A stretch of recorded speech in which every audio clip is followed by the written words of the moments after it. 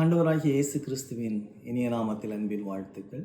இந்த நாளிலும் கூட ஆண்டவராகிய இயேசு கிறிஸ்து இந்த உலகத்தில் பிறந்த இந்த கிறிஸ்துமஸ் நாளிலும் இவாஞ்சலிக்கல் பேப்டிஸ்ட் திருச்சபையின் சார்பாக உங்கள் யாவருக்கும் வாழ்த்துதலை தெரிவிக்கிறோம். வாழ்த்துதல் எப்பொழுதும் வேதத்தில் இருந்தால் நல்லாயிருக்கும். ஆகவே அதுக்கு ஒரு வசனத்தை நான் வாசித்து அந்த வாழ்த்துதலை நான் உங்களுக்கு சொல்கிறேன்.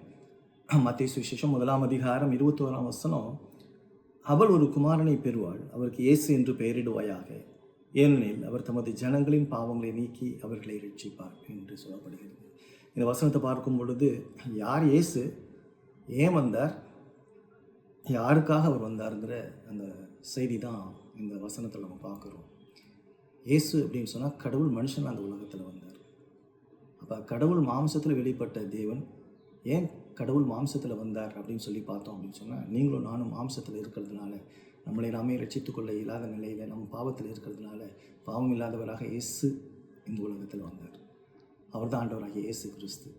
வசனம் சொல்லுது, அவருக்கு இயேசு என்று பெயரிடுவாயாக. இயேசு அப்படின்னு சொல்லி பார்க்கும் பொழுது அவர் ரட்சகர் அப்படின்னு சொல்லி பார்க்குறோம். இது அவருடைய பணியை குறிக்கிறது.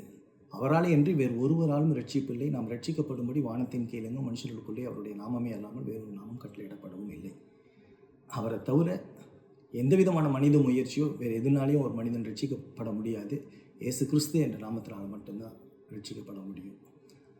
அடுத்து பார்க்கும் பொழுது அவர் தமது ஜனங்களின் அப்படின்னு சொல்கிறார். எல்லாரையும் கடவுள் ரட்சிக்கலை, தனது ஜனங்களை ரட்சிக்கிறார். என் ஆடுகளின் சத்தத்திற்கு செவி கொடுக்கும்னு சொல்லி யோவான் சுவிசேஷம் 10 அதிகாரத்தில் நம்ம பார்க்குறோம்.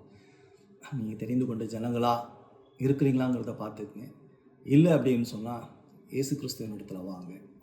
அந்த வசனம் பார்க்குது, எதுலேருந்து ரட்சிப்பார், எதுலேருந்து விடுதலை கொடுப்பார் அப்படின்னு சொன்னால் பாவத்திலேருந்து விடுதலை கொடுப்பார் அப்படின்னு சொல்லுது. பாவம்னா 1 அதிகாரம் 4 வசனம் சொல்லுது, நியாயப்பிரமாணத்தை மீறுவது பாவம். நம்ம இதை தினந்தோறும் மீறி கொண்டு இருக்கிறோம். ஆகவே தேவ கோபம் உங்கள் மேலேயும் என் மேலேயும் இருக்குது.